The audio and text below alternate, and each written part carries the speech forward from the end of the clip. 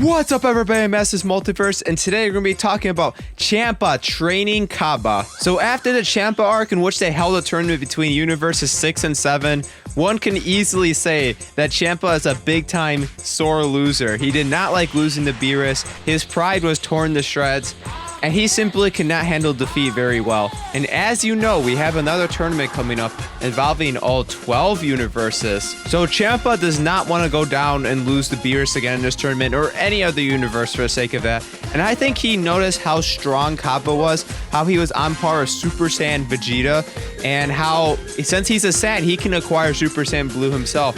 And I'm thinking Champa might try to train Cabba just to protect his ego so his universe won't lose again. Now, why would he not train Hit? I think the answer to that is they're different personalities. I think that Cabba would be more responsive to training, where his Hit is kind of like his own independent being. He just kind of likes being where he is and doing his own thing. And also, Hit's also someone who uses techniques over just brute strength and speed, whereas Cabba's a Saiyan, so he would be more... His type of training would increase his power and speed more than somebody like Hit. So also with Zenkai boost and new transformations, Cabba just flat out has more potential than what we've seen with Hit, at least probably in terms of how much strength and speed he can gain over a given time. Especially if he's had somebody just beating him up all the time like Champa, because we don't know much about Hit's race, but I think it's safe to assume most likely they don't get Zenkai boost like how Saiyans do. So Champa's power is comparable to Beerus's. It seems like he's a little bit weaker, but we don't know for certain.